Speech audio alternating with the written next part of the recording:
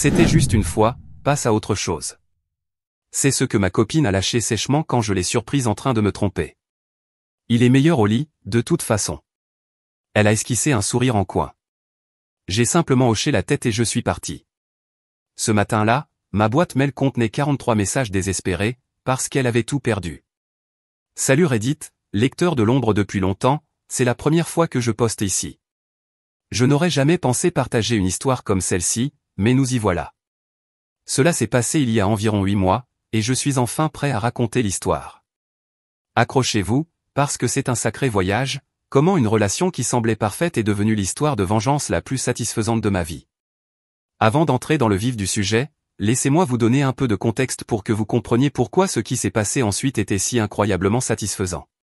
C'est aussi mon tout premier post sur ce subreddit, alors s'il vous plaît, soyez indulgents avec un débutant qui essaie encore de comprendre comment fonctionne la mise en page sur Reddit.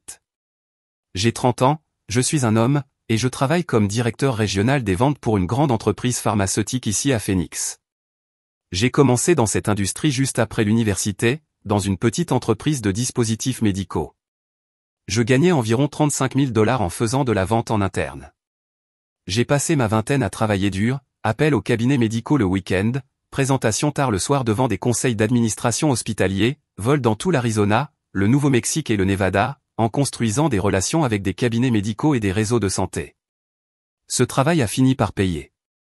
5 ans plus tard, je gagnais environ 87 000 $ de salaire de base, plus des commissions qui me permettaient de dépasser les 110 000 $ par an. Pas riche à proprement parler, mais un revenu de classe moyenne solide qui me permettait de vivre confortablement.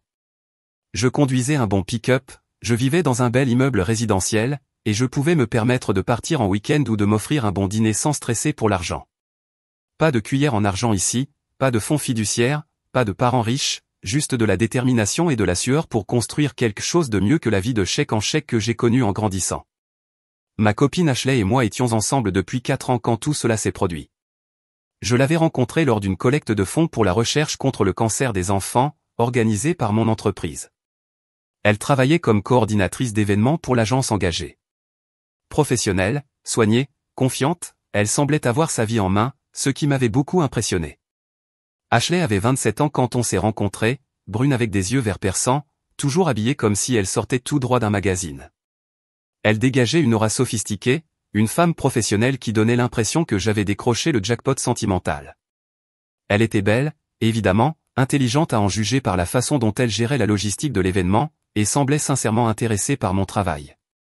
La plupart des femmes décrochent dès que je commence à parler de territoire de vente pharmaceutique ou de gestion de cabinet médical, mais Ashley posait des questions pertinentes et se souvenait des détails de nos conversations. C'est là que l'histoire commence à devenir intéressante, et là où j'aurais dû prêter plus d'attention aux signaux d'alerte qui me sautaient littéralement au visage. Environ 8 mois après le début de notre relation, Ashley m'a annoncé que l'agence de planification pour laquelle elle travaillait se restructurait en raison de pressions économiques, et qu'ils avaient dû la licencier. Elle semblait vraiment bouleversée, elle est venue chez moi ce soir-là les yeux rouges, elle m'a dit qu'elle avait pleuré dans sa voiture pendant 1 heure avant d'entrer. Je me suis senti affreusement mal pour elle et je lui ai tout de suite proposé de l'aider de toutes les manières possibles. J'ai juste besoin de temps pour trouver la bonne opportunité, disait-elle, enroulée dans une couverture sur mon canapé avec une boîte de mouchoirs. Je ne veux pas me précipiter sur n'importe quoi. J'ai travaillé très dur pour construire ma réputation professionnelle dans l'événementiel et je veux trouver quelque chose qui utilise vraiment mes compétences. Cela avait beaucoup de sens pour moi, nous voulons tous un travail qui nous épanouit et qui nous paie à notre juste valeur, non? Je lui ai dit de prendre tout le temps dont elle avait besoin, qu'il n'y avait aucune pression. Ce fut ma première erreur. J'ai donc commencé à payer plus de choses quand on sortait. Au début, c'était juste les dîners au restaurant, parce qu'elle devait surveiller ses dépenses en attendant de retrouver du travail. Puis les courses, quand on passait de plus en plus de temps l'un chez l'autre. Ensuite, j'ai pris en charge des dépenses plus importantes quand elle a emménagé chez moi environ 6 mois plus tard, parce qu'elle ne voyait plus l'intérêt de payer un loyer pour 2 endroits alors qu'on passait chaque nuit ensemble de toute façon. La transition a été si progressive que je ne m'en suis presque pas rendu compte. Un mois, on partageait l'addition au restaurant, le mois suivant je la réglais discrètement pendant qu'elle était aux toilettes. Une semaine, on alternait les courses, la semaine d'après, je les faisais tout seul, parce que c'était plus simple et que je gagnais plus d'argent de toute façon. Mon meilleur ami Rico, qui deviendra très important plus tard dans l'histoire, n'a cessé de me prévenir que quelque chose clochait. Rico, c'est un petit gars trapu qui bosse dans le bâtiment, mon ami le plus proche depuis la fac, et il n'a absolument aucun filtre quand il s'agit de dénoncer des absurdités. On joue au basket tous les jeudis au centre sportif près de chez lui, et il a commencé à me faire part de ses inquiétudes environ 6 mois après qu'Ashley ait emménagé chez moi. Frérot, il y a un truc qui colle pas avec le boulot de ta copine. Il disait ça pendant qu'on s'échauffait avant que les autres gars n'arrivent pour les matchs de pick-up. Elle cherche l'opportunité parfaite depuis genre 3 ans maintenant. McDonald's recrute, Target recrute, l'épicerie en bas de mon immeuble affiche une pancarte où on recrute depuis des mois. Même ma boîte de construction embauche du personnel administratif. Je la défendais parce que je tenais vraiment à elle, et je pensais comprendre la situation mieux que lui. Elle a des standards mec. Elle ne veut pas régresser dans sa carrière. L'événementiel est un domaine spécialisé, et elle attend quelque chose qui valorise vraiment son expérience et ses études. Rico secouait simplement la tête, prenait une longue gorgée de sa boisson énergétique, et faisait rebondir la balle quelquefois. Tu verras Hermano, le jour où elle trouve une meilleure source de confort, tu sauras de l'histoire ancienne. J'ai déjà vu ce film. 4 ans plus tard, Ashley cherchait toujours cette opportunité parfaite qui exploiterait son parcours en organisation d'événements. Mais elle gardait notre appartement impeccable, cuisinait la plupart des soirs, et s'occupait de choses comme prendre les rendez-vous pour les réparations ou appeler notre fournisseur internet quand la connexion tombait en panne. Alors je me disais que tout allait bien. Elle contribuait à notre foyer d'une autre manière que financièrement, et toutes les relations ne doivent pas forcément être un partage parfait des dépenses, n'est-ce pas? Avec le recul, je me rends compte à quel point j'étais naïf, mais à l'époque je croyais sincèrement qu'on construisait quelque chose ensemble. J'avais prévu de lui faire ma demande à Noël prochain, je commençais déjà à chercher des bagues en ligne, et je pensais à comment le faire, peut-être lors d'un week-end à Sedona, puisqu'elle avait toujours voulu voir les Roches Rouges. La prophétie de Rico allait se réaliser de la manière la plus brutale et humiliante possible. Mardi dernier avait commencé comme l'un des meilleurs jours que j'avais eu au travail depuis des mois. Mon manager avait convoqué une réunion d'équipe à 14 h pour annoncer qu'on venait de conclure le plus gros contrat trimestriel de l'histoire de notre région, un contrat d'approvisionnement pharmaceutique de 3 ans avec un grand réseau hospitalier sur lequel je travaillais depuis 8 mois pleins. Ce n'était pas un contrat comme les autres. J'avais pris l'avion 2 fois par mois pour Tucson afin de rencontrer leur comité d'achat, collaborer avec leurs médecins pour comprendre exactement quels médicaments ils avaient le plus besoin, personnaliser nos propositions pour répondre à leurs exigences spécifiques. La commission sur ce contrat à elle seule allait dépasser ce que la plupart des gens gagnent en 6 mois. Mon patron était tellement excité qu'il sautillait presque dans la salle de conférence. « Rentrez chez vous, fêtez ça, vous l'avez bien mérité, disait-il en me serrant la main avec un grand sourire. Nathan, ce chèque de commission va être vraiment sympa. Emmène ta copine quelque part de spécial ce week-end. » Je me sentais au sommet en sortant du bureau. Tout dans ma vie semblait enfin s'aligner. Ma carrière allait bien, j'avais de l'argent de côté, et je prévoyais de faire ma demande à la femme que j'aimais. Je me suis dit que j'allais surprendre Ashley avec quelque chose de spécial pour fêter ça, peut-être aller chercher des sushis dans ce restaurant japonais chic du centre-ville dont elle parlait toujours mais disait que c'était trop cher pour un simple mardi. L'endroit où 2 rouleaux coûtaient 45 $, mais où elle insistait que c'était de la qualité authentique, pas comme ces endroits à volonté bon marché que je proposais habituellement. Je choisissais généralement des options plus économiques quand elle en parlait, mais aujourd'hui, c'était le jour parfait pour se faire plaisir. Je me suis arrêté au restaurant, j'ai commandé ses préférés, des rouleaux au saumon, à l'avocat et au thon épicé, quelques-uns de ces amuse-bouches raffinés qu'elle aimait, puis je suis rentré à notre immeuble. J'ai utilisé ma clé pour entrer discrètement, planifiant de la surprendre avec un dîner anticipé, peut-être la trouver en train de regarder ses émissions de télé-réalité amoureuse qu'elle dévorait pendant la journée ou en train de lire un de ses romans d'amour qu'elle achetait tout le temps. À la place, je l'ai surprise en train de faire tout autre chose. Dès que j'ai ouvert la porte d'entrée, je l'ai entendu, les sons indiscutables venant de notre chambre, la chambre de l'appartement dont je paie 100% du loyer parce qu'elle est, entre 2 opportunités, depuis 4 années complètes. Je suis resté là dans l'entrée, tenant ce sac de sushis ridiculement cher, sentant les poignées en plastique m'entailler les doigts pendant que mon cerveau essayait de comprendre ce qui se passait. Vous connaissez ce décalage étrange, quand la réalité ne correspond pas à ce que vous attendiez, comme quand vous vous attendez à boire de l'eau froide et que c'est du café chaud. Ma première pensée n'a pas été la colère ni la trahison, mais la confusion. Peut-être qu'elle regardait un film, peut-être que les voisins faisaient du bruit et que le son traversait les murs, peut-être que je comprenais mal ce que j'entendais. Mais plus je restais là, plus les bruits devenaient clairs, plus intimes, et il venait clairement de notre chambre. Je me suis dirigé vers la chambre, chaque pas plus lourd que le précédent. Les sons devenaient plus forts, plus explicites, plus réels, quand j'ai poussé la porte que j'avais moi-même peinte le printemps dernier. Pendant un projet de week-end qu'on avait fait ensemble, c'était Ashley, avec un type que je n'avais jamais vu de toute ma vie. Ils étaient tellement absorbés par ce qu'ils faisaient qu'ils ne m'ont pas remarqué, alors que je suis resté là, figé, pendant 10 bonnes secondes. Je les ai juste regardés, mon cerveau essayant encore de comprendre ce que mes yeux voyaient. C'était ma copine, dans notre lit, avec un parfait inconnu. J'ai raclé ma gorge, ce son gênant que l'on fait quand quelqu'un est assis à votre place attitré au cinéma. Ils ont tous les deux sursauté comme s'ils avaient reçu une décharge électrique. Le type, grand, bronzé, passe clairement beaucoup plus de temps à la salle de sport que moi, s'est précipité pour remettre ses vêtements comme si l'appartement était en feu. Mec, j'avais aucune idée qu'elle avait un copain, a-t-il dit en enfilant son t-shirt aussi vite que possible. Elle m'a dit qu'elle vivait seule, elle a dit que cet endroit était à elle. Ashley, elle, a simplement tiré les draps autour d'elle, sans même essayer d'avoir l'air honteuse ou embarrassée. Elle avait plutôt l'air agacée, comme si j'étais un livreur arrivé au mauvais moment, interrompant quelque chose d'important. Nathan, t'es censé être au travail jusqu'à 18h, a-t-elle dit en prononçant mon prénom comme s'il avait un goût amer dans la bouche. Tu ne sais pas envoyer un message ou appeler avant de rentrer plus tôt? L'audace était presque impressionnante. Elle était en train de me réprimander parce que je l'avais surprise en train de me tromper dans mon propre appartement que je paie entièrement. Tu devrais partir, ai-je dit au type, gardant ma voix aussi calme que possible.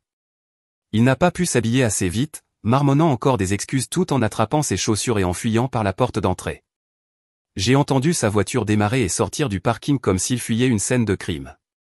Une fois Roméo parti, Ashley s'est redressée dans notre lit comme si absolument rien ne s'était passé. Aucun effort pour se couvrir correctement, aucune honte, aucun embarras, juste un pur sentiment de droit qui émanait de chaque pore de sa peau. Écoute, c'est pas si grave, a-t-elle dit en examinant ses ongles manucurés, les mêmes que j'avais payés au salon le week-end dernier quand elle avait dit qu'elle voulait se faire plaisir pour fêter mon succès au travail. T'es toujours au boulot de toute façon, qu'est-ce que tu pensais sérieusement?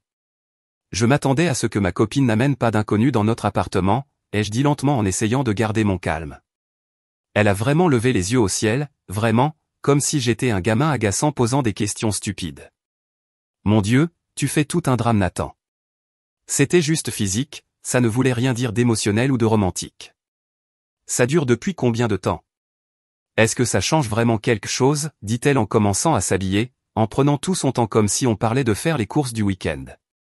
T'es absent genre 50 heures par semaine pour construire ta précieuse carrière, moi aussi j'ai des besoins, tu sais. Je suis un être humain, j'ai des envies.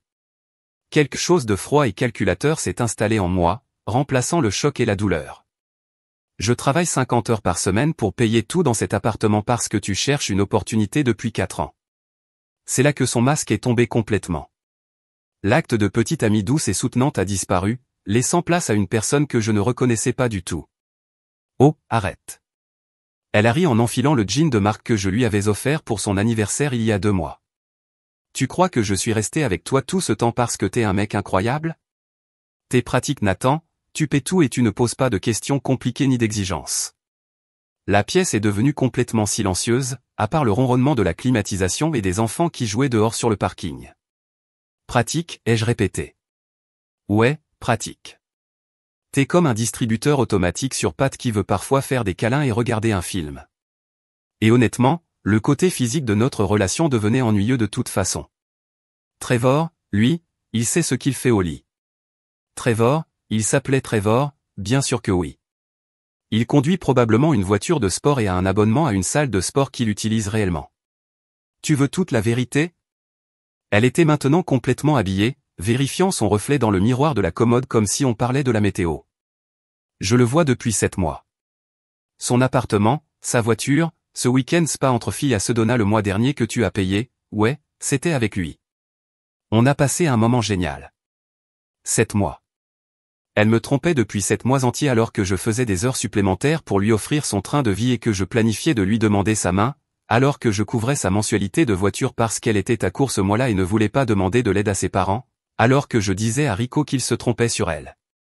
J'allais rompre avec toi de toute façon, a-t-elle continué en appliquant le rouge à lèvres hors de prix que je lui avais acheté la semaine dernière quand elle m'avait dit que les marques de pharmacie lui irritaient la peau.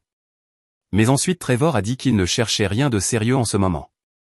Il aime que ce soit détendu et amusant. Donc voilà où on en est.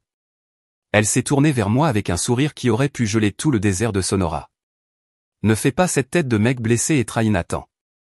T'es un gentil gars, vraiment. Une femme qui aime les mecs stables et responsables te trouvera vite.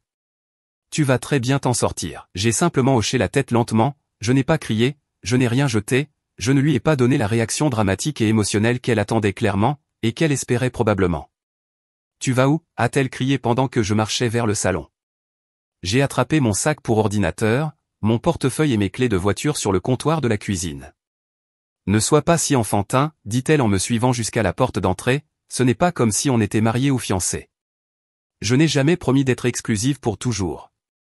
Les gens ont des besoins. Je me suis arrêté à la porte et je me suis retourné une dernière fois vers elle, debout dans notre appartement, portant des vêtements que j'avais payés, sur le point de manger de la nourriture que j'avais achetée, dormant sur des meubles que j'avais moi-même montés, entouré de décorations que nous avions choisies ensemble. Tu as totalement raison, ai-je dit calmement, on n'est pas mariés, et on ne le sera jamais. L'expression de confusion qui a traversé son visage m'a montré qu'elle ne comprenait toujours pas ce qui allait se passer. J'ai conduit directement jusqu'à l'immeuble de Rico, de l'autre côté de la ville, mes mains tremblaient légèrement sur le volant à mesure que la réalité de ce qui venait de se passer commençait à s'imposer. Rico a vu mon visage quand il a ouvert la porte et, sans dire un mot, il a directement attrapé 2 boissons énergétiques dans son frigo. Voilà pourquoi nous sommes meilleurs amis depuis 12 ans, il sait quand parler et quand simplement écouter. Laisse-moi deviner, dit-il après que je lui ai tout expliqué dans les moindres détails humiliants. Et maintenant, tu es assis là à te demander comment t'as pu être aussi aveugle à tous les signes évidents, c'est ça? Non frère, c'est pas la bonne question. Il a pris une longue gorgée de sa boisson énergétique et s'est calé dans son vieux fauteuil inclinable. La vraie question, c'est qu'est-ce que tu vas faire maintenant? J'ai passé la nuit sur son canapé, fixant le ventilateur de plafond qui tournait lentement au-dessus de moi, pendant que Rico jouait à la console avec son casque pour me laisser l'espace nécessaire pour réfléchir. Mais voilà la chose étrange, je n'étais pas dévasté, je n'étais pas brisé comme je l'aurais imaginé. Au lieu de ça, je me sentais glacé, calculateur, comme si mon cerveau était passé en mode résolution de problèmes. Voilà ce qu'Ashley n'a jamais compris à mon sujet. Je ne suis pas juste un pigeon qui paie les factures et se tait pour éviter les conflits. Je suis un directeur commercial qui a construit toute sa carrière sur la compréhension des gens, la lecture des situations et l'identification des leviers de pouvoir. Je comprends la pression, je comprends les dépendances, et je comprends parfaitement comment démanteler la situation confortable de quelqu'un, morceau par morceau. Ashley avait fait une erreur critique dans son petit discours, elle avait révélé exactement à quel point elle dépendait de moi pour tout, logement, services publics, nourriture, transport, loisirs, tout. Elle avait aussi révélé qu'elle voyait notre relation comme purement transactionnelle.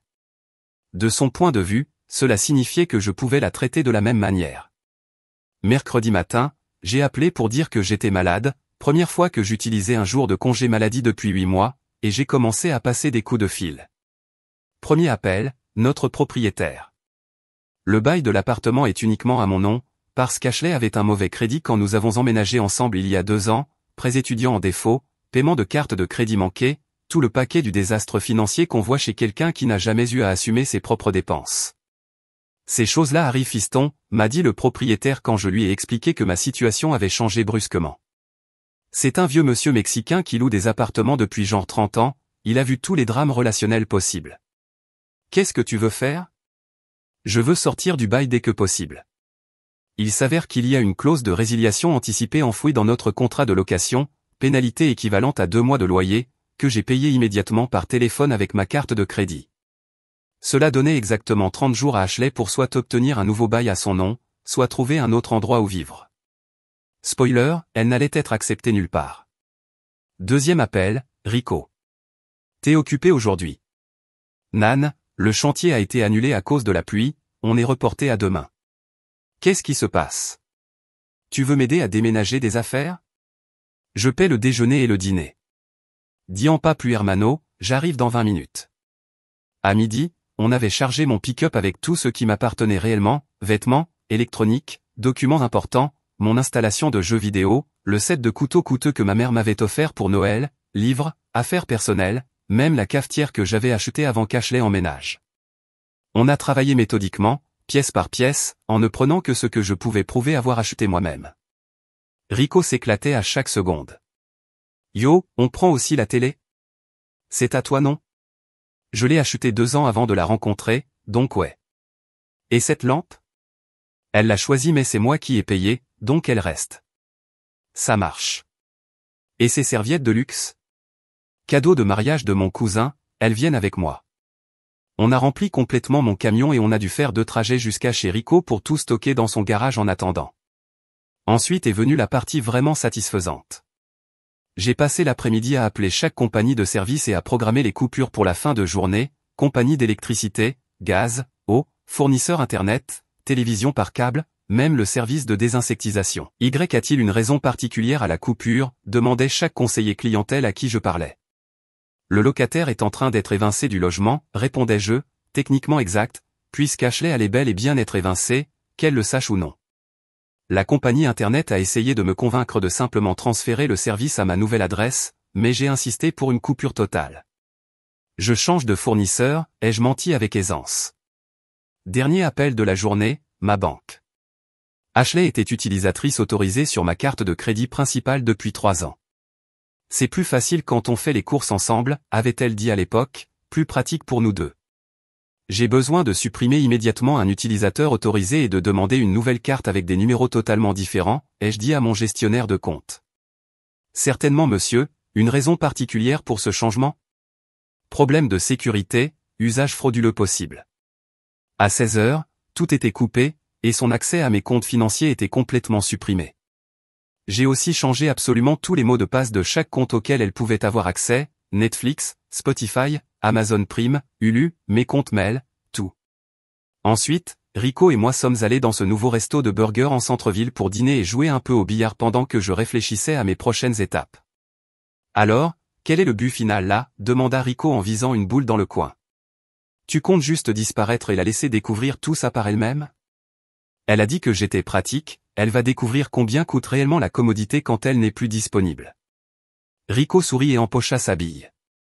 Frérot, tu vas lui donner une leçon qu'elle n'oubliera jamais. J'ai gardé mon téléphone éteint jusqu'au jeudi matin, voulant laisser à Ashley une journée entière pour découvrir sa nouvelle réalité sans aucune interférence de ma part. Quand je l'ai enfin rallumé, j'ai découvert 73 appels manqués, 94 messages et 27 messages vocaux qui m'attendaient. L'évolution de ces messages était absolument magnifique à observer. 18h52, Nathan, t'es où? On doit parler de ce qui s'est passé ce matin. 19h15, sérieusement, t'es allé où? Ton camion n'est plus sur le parking. 20h31, ok, Internet ne fonctionne plus pour une raison quelconque, tu as appelé. 21h22, le courant vient de sauter dans tout l'appart, t'as oublié de payer la facture d'électricité ou quoi? 22h48, Nathan, ma carte a été refusée au supermarché, qu'est-ce que t'as fait avec ma carte? Les messages vocaux étaient encore plus divertissants. Ils commençaient par de la colère et de l'indignation, passaient par la confusion et l'inquiétude, puis atteignaient le niveau panique total. Les derniers n'étaient que des sanglots, elle répétait mon prénom encore et encore, me suppliant de la rappeler. Je n'ai répondu à aucun message, pas un seul. Jeudi après-midi, Rico m'a appelé au travail, riant si fort qu'il pouvait à peine parler. Mec, faut que t'entendes ça. Ton ex est venu sur mon chantier ce matin, demandant ce qui s'était passé. Mon chef d'équipe te connaît depuis le barbecue d'entreprise l'an dernier, tu te souviens? Elle est arrivée dans cette petite voiture blanche, demandant si quelqu'un connaissait Nathan Rodriguez, qui conduit un pick-up noir, disant que c'était une urgence familiale et qu'elle devait absolument te retrouver. Et t'as dit quoi? J'ai gardé mon sérieux et j'ai dit que Nathan Rodriguez avait été transféré au bureau de Seattle et qu'il avait déménagé la semaine dernière. Je leur ai dit qu'il devait déjà être à mi-chemin vers l'État de Washington. T'aurais dû voir sa tête mec, elle est passée de l'espoir à la panique absolue en 2 secondes. J'ai commencé à rire malgré tout. T'es diabolique Rico. Et, t'as dit que tu voulais qu'elle découvre par elle-même, moi je fais juste en sorte qu'elle ait pas de raccourci. Jeudi soir vers 18h30, Ashley a réussi à découvrir où je travaille et s'est pointée dans le hall de notre siège. Le garde de sécurité a appelé à mon poste. Monsieur Rodriguez, une jeune femme est ici et dit être votre copine, elle prétend qu'il y a une urgence dans votre appartement et qu'elle a besoin de vous parler immédiatement. Je n'ai pas de copine, ai-je répondu calmement, veuillez lui demander de quitter le bâtiment. Elle commence à vraiment s'énerver monsieur, dois-je appeler la police si elle refuse de partir? Oui. Apparemment, cette menace a suffi pour la faire partir d'elle-même. Vendredi matin a apporté une nouvelle vague de messages, mais cela avait un ton complètement différent. Le désespoir commençait réellement à s'installer. Nathan, s'il te plaît, rappelle-moi. Je sais que tu es fâché à propos d'hier, mais on peut traverser ça ensemble. Je suis désolé pour ce que j'ai dit, j'étais juste en colère et émotive, tu sais bien que je ne le pensais pas, le propriétaire a laissé un avis officiel sur la porte disant que j'ai 30 jours pour obtenir un nouveau bail ou partir. Je ne peux pas payer cet endroit toute seule. Je suis allé dans 2 complexes d'appartements différents aujourd'hui, les 2 ont dit que mon score de crédit est trop bas pour être accepté. Je ne comprends pas ce qui se passe. Ma sœur ne répond plus à mes appels et mes parents ont dit qu'ils avaient fini de m'aider après notre dispute à Noël dernier. Ce dernier message m'a fait sourire pour la première fois depuis des jours. Ashley avait coupé les ponts avec sa famille à cause d'un drame lors du mariage de mon cousin l'année dernière, où elle s'était saoulée et avait causé un scandale. Maintenant, elle découvrait ce que cela faisait de n'avoir plus personne vers qui se tourner. Le week-end s'est déroulé dans un calme absolu. J'ai passé le samedi à aider Rico à installer un nouveau sol dans sa salle de bain, et le dimanche à faire le tour des appartements en voiture pour moi-même. Je voulais trouver un endroit rapidement pour sortir des pattes de Rico et commencer à reconstruire ma vie. Lundi matin cependant, la réalité a percuté Ashley comme un train de marchandises chargé de karma. Elle avait apparemment découvert mon adresse temporaire, probablement en conduisant à travers chaque complexe résidentiel du coin à la recherche de mon pick-up. Elle est arrivée chez Rico à 6 heures du matin, encore en pyjama, avec l'air de ne pas avoir dormi correctement depuis 3 jours. Rico a ouvert la porte et a immédiatement crié « Nathan, ton ex est là et elle fait peur à voir ». Je suis allé jusqu'à la porte, mais je ne suis pas sorti ni ne l'ai invité à entrer. « Qu'est-ce que tu veux Ashley ?»« Nathan, merci mon Dieu, j'ai vraiment besoin de te parler, s'il te plaît, juste 5 minutes. »« Non, ai-je dit à travers la porte de sécurité. Je t'en supplie, je sais que tu es en colère, mais on peut arranger les choses. Ce qui s'est passé mardi était une erreur, ok ? Ça n'arrivera plus jamais. Je ne suis pas en colère Ashley. Être en colère impliquerait que je me soucie encore de ce qui t'arrive. Son visage est devenu complètement pâle. Ne dis pas ça, on peut arranger les choses. Je sais que j'ai merdé, mais tout le monde fait des erreurs. On peut aller en thérapie ou faire ce que tu veux. Tu as raison, ça n'arrivera plus jamais parce que c'est terminé pour toujours. Mais j'ai nulle part où aller tu sais, mes parents m'ont pratiquement renié après la dispute au mariage de ton cousin. J'ai appelé des agences tout le week-end et personne ne veut me louer quoi que ce soit sans preuve de revenus stables et un bon crédit. Ça ressemble à un problème personnel que tu devras résoudre. Nathan, je t'en supplie, je suis littéralement en train de te supplier. Je ferai n'importe quoi, je trouverai un travail immédiatement, je te rembourserai chaque centime, je signerai tous les papiers que tu veux. Tu feras quoi ? Arrêter d'amener des inconnus dans mon appartement ? Ce n'est pas une branche d'Olivier Ashley, c'est la décence humaine de base que tu aurais dû pratiquer depuis le début. Elle a commencé à pleurer, les grandes os, le mascara coulant entraîné noir sur ses joues.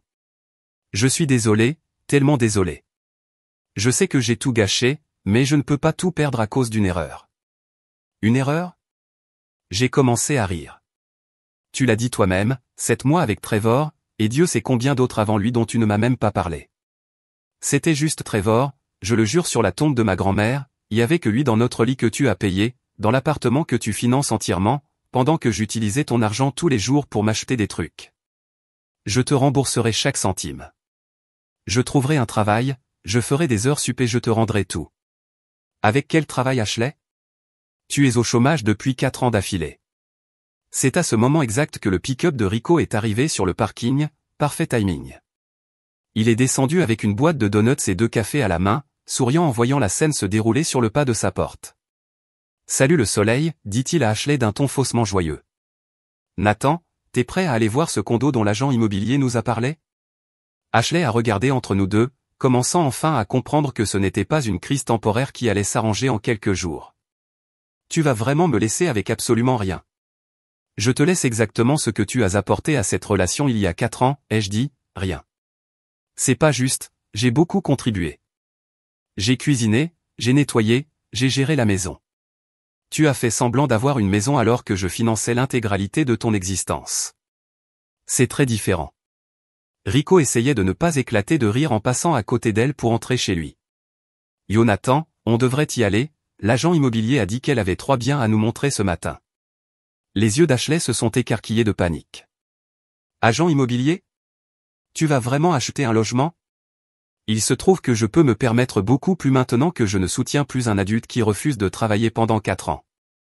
Mais nous deux, notre avenir ensemble? Quel avenir? Mardi tu m'as dit que j'étais pratique et ennuyeux. Tu ne peux pas avoir les deux, Ashley.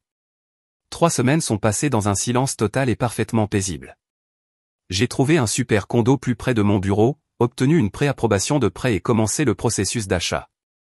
Mon nouveau chez moi avait tout ce que j'avais toujours voulu mais que je ne pouvais pas me permettre en soutenant Ashley, des plans en granit, des appareils électroménagers en acier inoxydable, un balcon avec vue sur la montagne et un garage pour mon pick-up. Puis la sœur d'Ashley, Jessica, m'a appelé un jeudi soir vers 20h. Nathan, je sais que tu ne veux probablement pas entendre parler de notre famille, mais Ashley traverse une période vraiment difficile et ça devient un vrai problème. Ok, ai-je répondu de façon neutre, sans offrir la moindre information. Écoute, je sais qu'elle a fait une énorme erreur, je ne défends pas du tout ce qu'elle t'a fait, mais c'est ma sœur et elle dort sur mon canapé depuis 3 semaines. Mon mari commence à perdre patience avec toute cette histoire. Et tu veux que je fasse quoi exactement? Tu pourrais peut-être l'aider à se remettre sur pied, juste temporairement, jusqu'à ce qu'elle trouve un travail stable. Elle dit qu'elle a compris la leçon et qu'elle veut vraiment arranger les choses avec toi. J'ai failli raccrocher à ce moment-là, mais la curiosité a fini par l'emporter et j'ai décidé de voir jusqu'où allait le désespoir d'Ashley. Passe-la moi, ai-je dit. Quelques secondes plus tard, Nathan, oh mon Dieu, merci de me parler. Je sais que je ne le mérite pas après ce que j'ai fait, mais...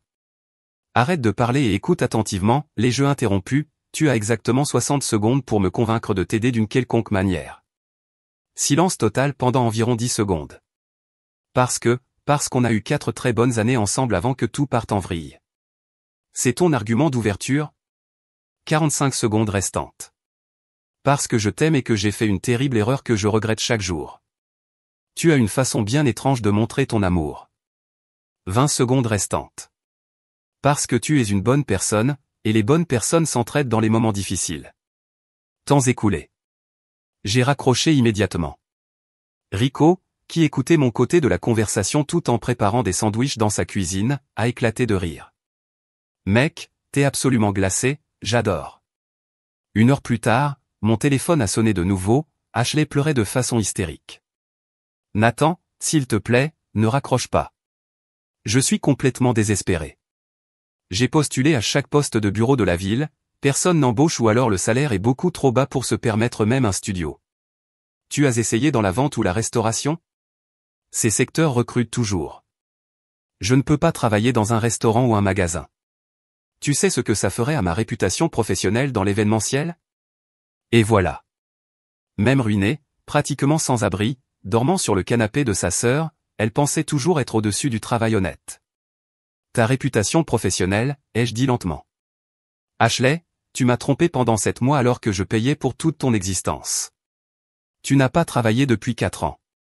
De quelle réputation professionnelle tu parles? Ce n'est pas, je veux dire, écoute, je sais que j'ai fait de grosses erreurs. Une erreur, c'est mettre du sel dans ton café au lieu du sucre. Ce que tu as fait, c'était une trahison délibérée, calculée, qui a duré des mois, alors que tu me regardais dans les yeux chaque jour et me mentais. Je sais que j'ai tout gâché, mais j'ai compris la leçon, ok? Je réalise maintenant ce que j'avais avec toi. Tu es stable, fiable, tu offrais de la sécurité. Arrête de parler immédiatement. Ce que tu viens de prouver, c'est que tu n'as absolument rien appris de cette expérience. Tu continues à me voir comme un compte bancaire ambulant. Stable et fiable, ce ne sont pas des mots qu'on utilise pour décrire quelqu'un qu'on aime. Ce sont des mots pour une compagnie d'électricité.